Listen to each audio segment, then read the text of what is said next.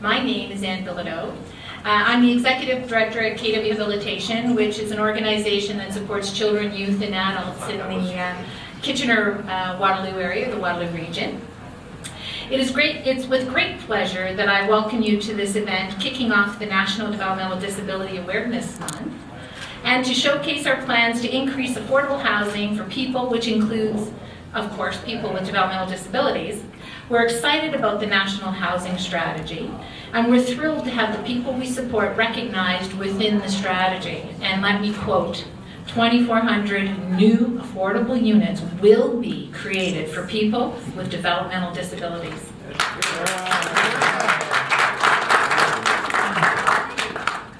Our hope is to see this increase even more, but just saying it's a nice start. Thank you. Our sector being recognized within the strategy means that we have been heard, and for that we thank you. And more importantly, our Canadian citizens that happen to have a developmental disability, thank you. Reena, the ICC, and Community Living Toronto are thrilled to be co-sponsoring this, and it's the second, and we're hoping annual, housing reception with Deputy Speaker Rota. Reena Community Residence in Vaughan is a model of success and prompted the creation of the Intentional Community Consortium with the support of the Ontario government and the Israeli, sorry if I said that wrong, Foundation, and we need to thank them. So they pulled together a group of people, organizations to say, hey, we believe strongly in this, let's get together and let's create a voice, but also let's share. As a result, the agencies that are involved have been active in their communities through the creation of affordable housing projects for mixed use, which can be scaled out across Canada. I would like to acknowledge some of the member organizations that are in attendance today. Anna Vihar, Kathy, Camp Hill, Crip Wolf, St. Stephen's Presbyterian Church, Tamir, and the Mills. And I apologize if I don't think I forgot anybody in that loop. In the Waterloo region, we're gearing up for a June 1st move-in in our 22-unit building, and I've posted some floor plans out there in case anyone wants to take a peek. But the real story is in the 2,200 hits we got within 3 days when our application hit our website.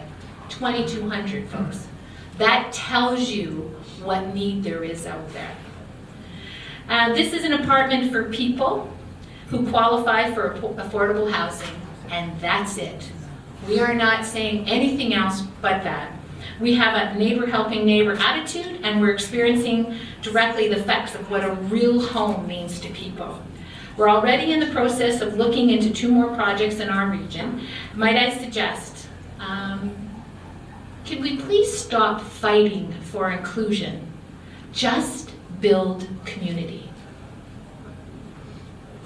We are excited to hear from each of our hosts for today's reception and looking forward to their view on the new National Housing Strategy, and in particular the value for the people we support and represent today. I just wanted to make sure that I do an acknowledgement before we bring them up that Minister Ahmed Hussein, I don't know if he's still here, but he said he's going to pop in and out, and he's the minister. He said he's got, yeah, I can imagine. But anyway, that we're so certainly pleased that he's here. I don't know if Adam Vaughan has arrived yet, but he too, who's also parliamentary secretary to the minister. Did he just walk in? Oh, good. It will also be joining us. But it's now my pleasure to introduce MP Anthony Rota, Assistant Deputy Speaker of the House of Commons. Thank you, Anne, and it really is a pleasure to be here today. And merci beaucoup à tout le monde d'être venu aujourd'hui. C'est un plaisir de vous voir. And it's great to be here on behalf or with Reena, ICC, and Community Living, celebrating. I know as a parent, we always worry about our children. There's no question. Whether they're newborn or whether they're 70 years old, if we're lucky enough to see them that old. Now, we look to support them, we look to see how we can help them, but when you add developmental needs to that, it makes it that much more worrisome. And much more worrisome once we're gone. We're no longer here to help them. So I really am thrilled with the work that's being done by the 3 organizations to make sure that everyone gets a fair chance and gets taken care of later on. Now, I look at what's happening, and it's about finding our place. Everybody wants to find their place in society and in the community. And that's what Reena seems to be all about. It's about finding a place that works. What life skills work for you? What's the meaning that I can get out of life, regardless of what work it is? It's knowing that you really make a difference. So today I think we're here to celebrate removing barriers and working together to give accessibility and respect to everyone. And I think that's what it's all about. Alors, j'aimerais de la part de tous les parlementaires dans la Chambre vous remercier de ce que vous avez fait avec le Canada. C'est la compassion que vous démontrez à tout le monde. I just want to say thank you, and I think I'm safe to say on behalf of all parliamentarians here on the Hill, we want to thank you for showing compassion and helping out and making Canada the wonderful country that it is by showing it what we're able to do. Thank you, welcome, and I hope you enjoy the evening.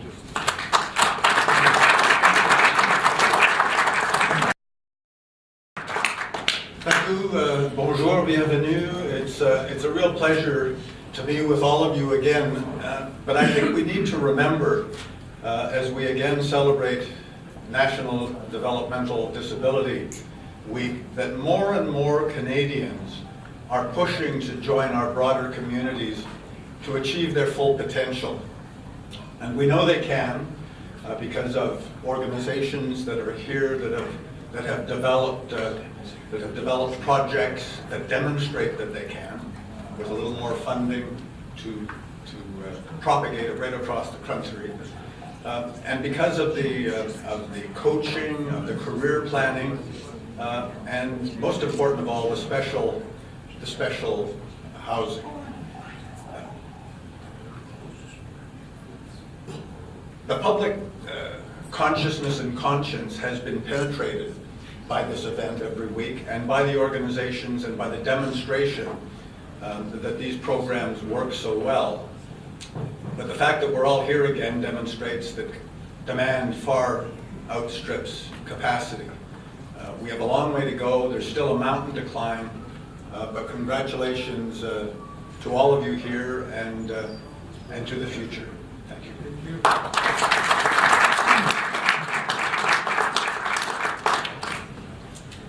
Thank you. I would now like to introduce MP Deb Schulte from King Vaughan. Thank you. It was, thank you very much. It's nice to be here with all my colleagues, and I know I did the little shout out in the House today, and it's just nice that actually people were listening to those SL31. Sometimes we're never sure who's listening, but good to see everyone here, and I hadn't actually realized how many groups were here with us today, so welcome to all of you too. I didn't shout you out in the House either, but it's a real pleasure to have you here, sharing with all of us the great work that you're doing in communities. MP Peter Kent and I have the privilege of having Reena in both of our ridings, and I remember being involved in the Reena Community Center that is right down in Peter Kent's riding, and now I have the residents in my riding. Been to both, been involved as a regional councillor, and we're obviously working on a lot more projects that are coming along to help the community find a place. And I have to say, having been to both of those centres, they have found a place. They found a home, they found inspiration, they work together, and it's just a really vibrant, beautiful, loving place, both of the centres that I'm familiar with. And I know that community living, I've had familiarity with the work that they do in Toronto, and I know that's exactly what you do there too. So we have a new national housing strategy. Adam Vaughan has been out. I was actually at Reena where he was introducing a lot of the vision and the thoughts about it before it actually got announced. And I'm really delighted to see that it actually has, in the words, making sure that there is money for those with developmental disabilities, making sure we make investments in that area too, because everyone's a part of our community. Everyone needs to have a place in our communities and find their purpose and their meaning. And so I'm really delighted that there are these amazing organizations, ICC, Reena, Community Living, and all of the rest of you that are here today, and I can't remember all the names, there were so many, helping make that possible. Because we can do the money, but we don't make it happen. You make it happen. So thank you very much for all the amazing, as I said in my little speech in House, transformative work that you do. And I'm most delighted to be here with you. And keep up the great work. We're partners with you. Thank you. Well, thank you very much, and I am so privileged to be here with Crystal Lee and Marissa. I know you made the long trip from Toronto to be here, and I hope that you enjoy being in Ottawa, that you get to see some of the sites. And I want you to know that this is your place. Oh, that's okay. That this Parliament, this community is your place, because the contributions that you make and the future that you have is so very exciting. And I'm just so glad to see you here representing what is so very important. And what is so very important is, of course, the inclusion of everyone into our communities, to tap into their strengths and their incredible vision of themselves and what they have to give. Now, last year, I talked about my brother Matt. Matt is developmentally challenged. And as my mother aged, it became very clear that we had to do something to look after Matt. So I asked him, what do you want? And he said, I want my own apartment. Well, my God. Matt, who lived at home for 55 years, and my mom looking after everything, your own apartment. He said, yeah, I want my own apartment. So we sort of scratched and found a way to make that happen. And you know what? He is the most incredible, independent, self-sufficient, happy individual that I ever met. When he comes to family events, folks say, so Matt, how are you? He said, I'm terrific. And I love my apartment, and I love being there. He has great neighbors. It's a mixed condo with seniors and families, and people like Matt, who are so kind and good and positive, and who loves every minute of living there. Now, I told Matt when he moved in, you know, you have to take care of this place. You have to clean. You have to make sure that you take good care of this. This is your home. So when I call him, he says, hi, sis, what do you want? I said, well, I just want to see how you are. He said, I'm cleaning. No, that's good, Matt. That's good, because, you know, that's very important. But the point is, he takes such pride. And for a guy who was 55, whose mom looked after everything, he's blossomed because somebody believed in him. And so I want to thank everyone here who believes, who does the work on the ground. You do the hard work. We just sort of, you know, we're here and we're hoping to advocate, but you do the work on the ground, the work that matters. And I am so very grateful. I'm so very grateful. So, it's the day before Budget Day. And there are government members in this room.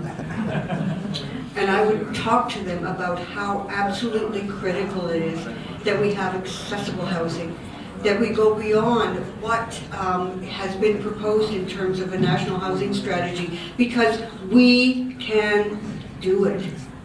We can make sure that everyone is safe.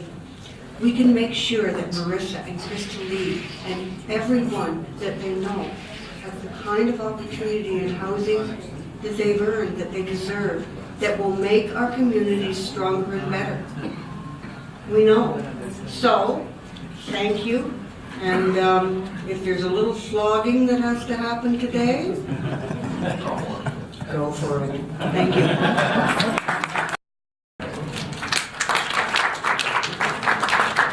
Thank you, everybody, and thanks for coming. I just want, before I introduce Crystal Lee and Marissa, I wanted to also mention Mary Pat Armstrong, who's a member, founding member of the Lights organization. She's a recent recipient of the Order of Canada, and she developed a housing situation for her daughter that worked tremendously well when she was at the age of needing to move away from her parents. And the experience was so positive, she decided to spend much of the last 10 years fundraising, advocating for, and planning with other parents. She's now supported over 70 people in cooperation with our organization to realize that dream for themselves. So there's the housing investments that are going to be made in the next 10 years are substantial and will change people's lives. And with that, I'd like to introduce Marissa and Krissa, who came all the way from Toronto. And of course, when you come from Toronto, you always have car problems. So they just arrived in time for today, but really wanted to speak to you. So I will pass the mic to Marissa. Hello everyone, my name is Marissa Blake. I will start by thanking you for this opportunity to speak at Honolulu Hill. I have been living in affordable housing for 4 years now. I came from a group home in Oakville. Transitioning from semi-independent has gotten time to get used to, but now I'm very comfortable. And it has enabled me to be much more independent. Since living in affordable housing, I have accomplished my goals. I attended Humboldt College full-time for 2 years. I graduated with receiving a diploma. The opportunity to go to college would not have happened without affordable housing. Due to being on a speed, my finances have always been tight. But since living in affordable housing, my rent is not as high as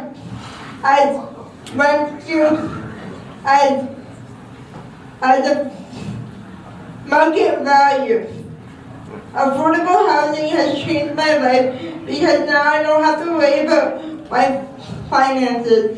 It allows me to do activities that I really enjoy, such as conductive education. This is a program that helps me exercise and trains the motor pathways to my brain. Since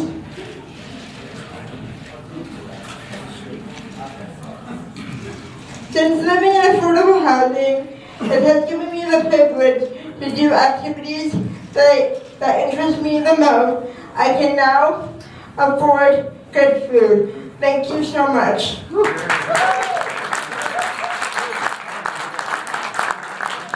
I would like to first express my gratitude and thank you for giving me this opportunity to speak to you in Parliament Hill. Before moving to Toronto, I lived in a children's residence in Peterborough for 5 years. After a long anticipated wait, to my surprise, my dream of living in my own apartment finally came true. I was informed that Community Living Toronto accepted me into an individualized support program. This meant I would be living semi-independently with a roommate in my own apartment with the support of Community Living Toronto staff. My transition from moving from a children's residence to an individualized model was challenging, but my Community Living Toronto staff assisted me every step of the way. My staff supported me in creating a happy home that is accessible to my needs and helps me improve my daily life skills. Their support helped me grow as an adult. My mom and family also encouraged me and supported me daily. At times, my mom and staff worked together to help me make informed decisions about about my life goals. I am happy to have a big support system that care about my well-being, but still allow me to grow and make my own decisions. I currently am a volunteer at Sunnyview Public School. I chose this career path because I used to be a student there and wanted to give back to the community. I'm a social butterfly and I love interacting with people from all walks of life. I am working towards obtaining a job in the field of special needs because I want to help people living with disabilities such as myself. I would like to be a role model and show them anything is possible if you work towards your goals and believe in yourself. Thank you for listening.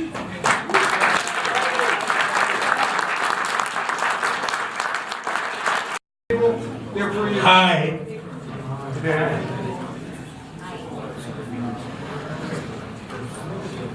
Thank you for the national housing strategy that will help people with developmental disability like us. We live at the Reena community residence and would like others to have a home like ours.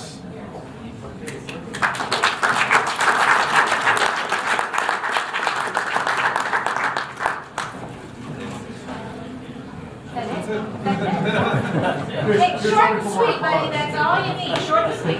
You made it, you made it. Thank you very much.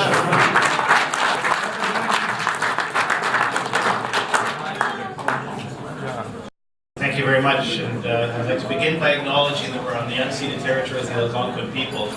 We're part of the Anishinaabe family of nations that call this part of the world home.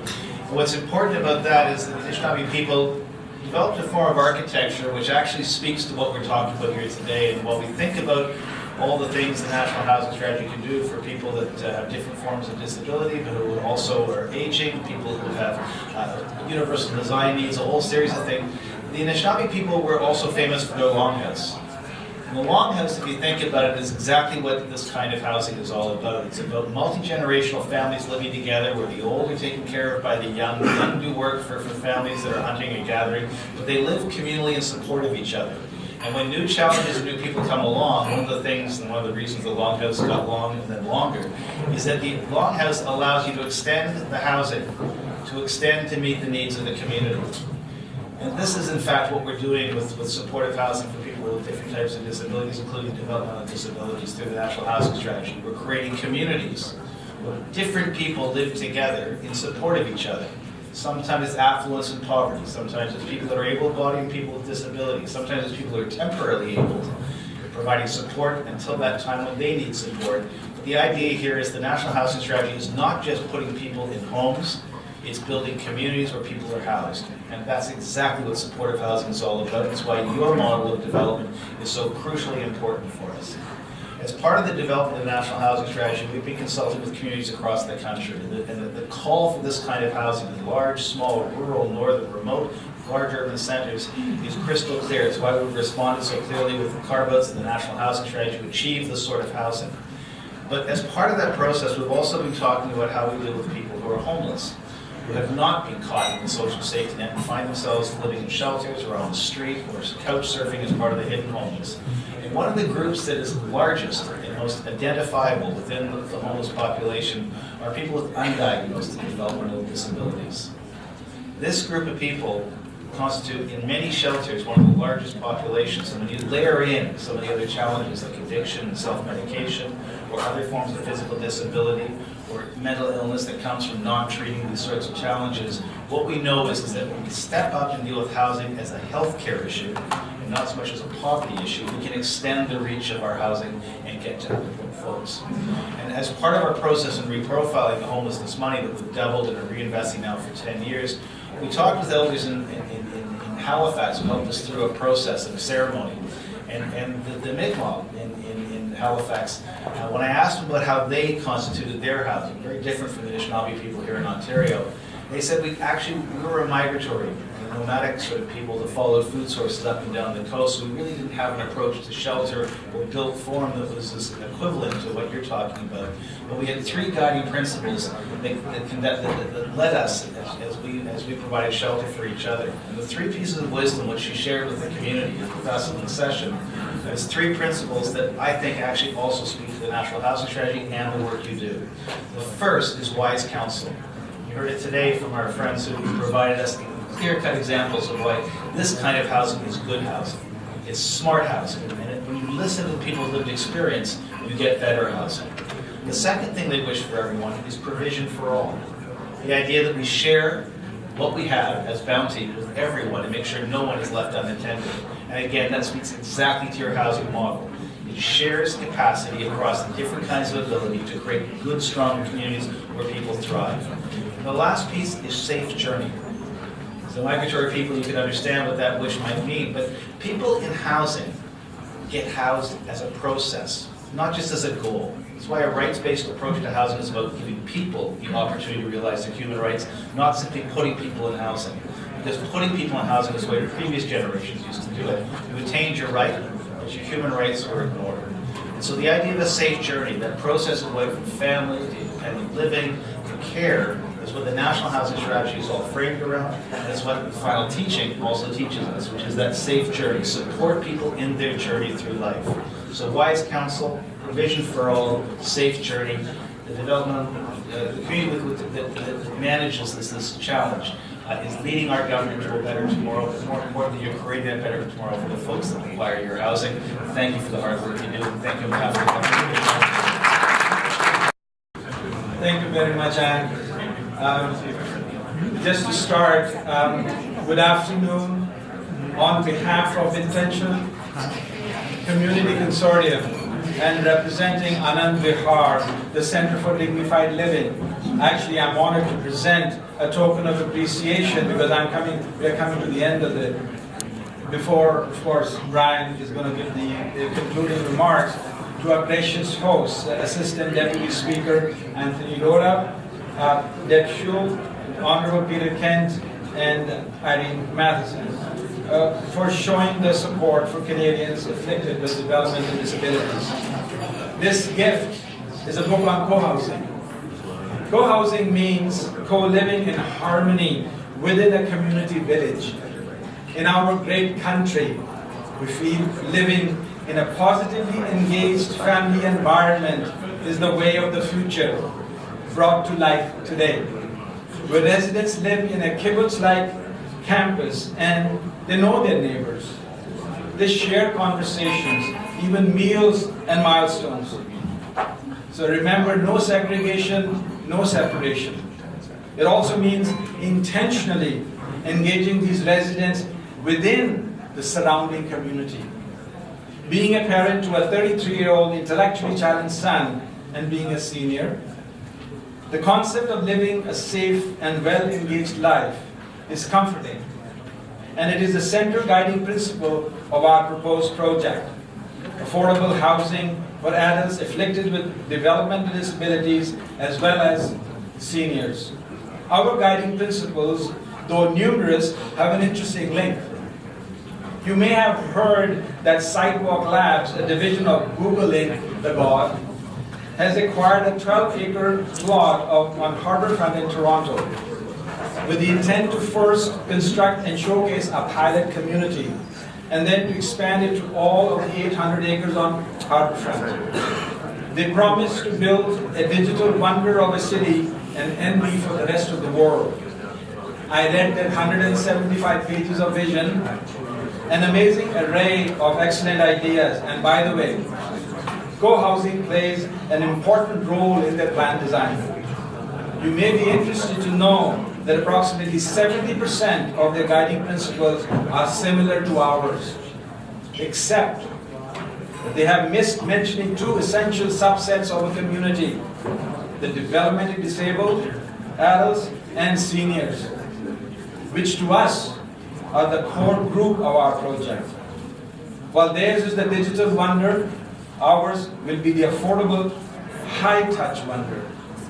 We envision our kind of co-living communities to be sprouting across the country, and an opportunity for Canada to take its rightful place in the world as the leader in community living, where all persons may live in harmony during all stages of their lives.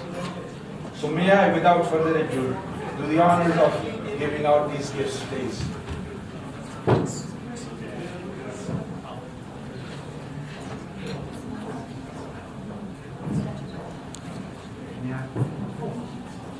is the book on co-housing. Thank you very much.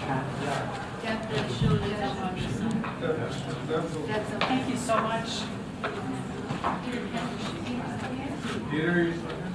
Peter's not. And Irene?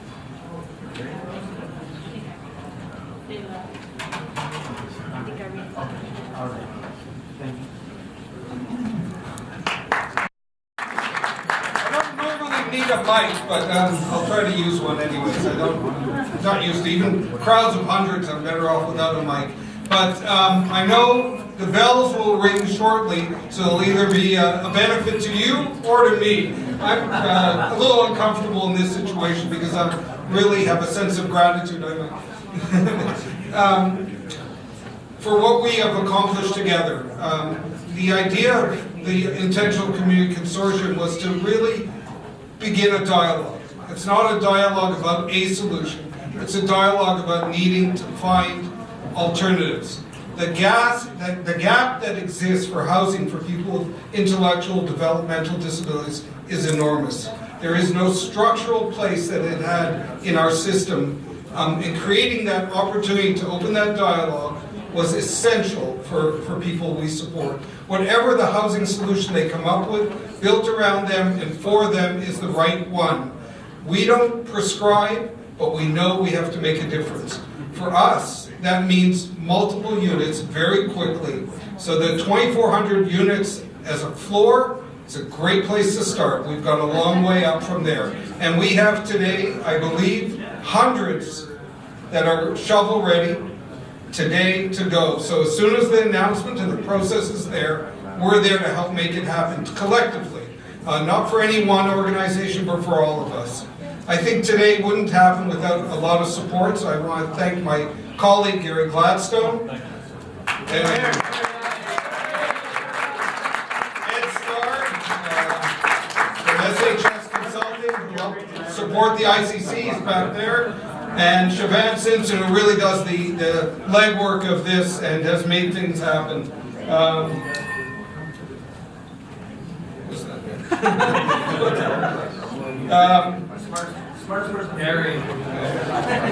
So a year ago, one would have never thought this possible. A national housing strategy with 2,400 targeted units. We've made great progress. Today, a year later, we say thank you. Thank you to all of you for your help. But the people who are not in this room, we need to reach. We need you to speak to them, your colleagues, your friends, people you know, and we also need you to speak in your communities. Because in every single community, there's someone missing a home that you could provide that to. Link them up with organizations that make a difference. Link them up with us if they don't have any other solution. But in every community we've gone to across this country, and that's from east to west, there have been, and the border north, everyone has said housing is needed, and Adam said that so clearly. So I'd like to thank you. I'd like to close today by inviting two of the residents of Reena community residents who are involved in a art project to come up and give a gift of some art. So Daniel, Brian, want to come over here? This is for Anthony.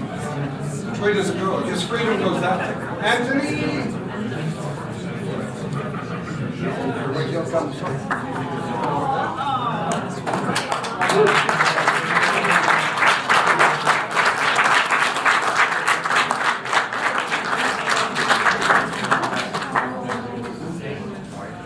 So Steph? You want me up there? Did I got another piece? That's supposed to be given away.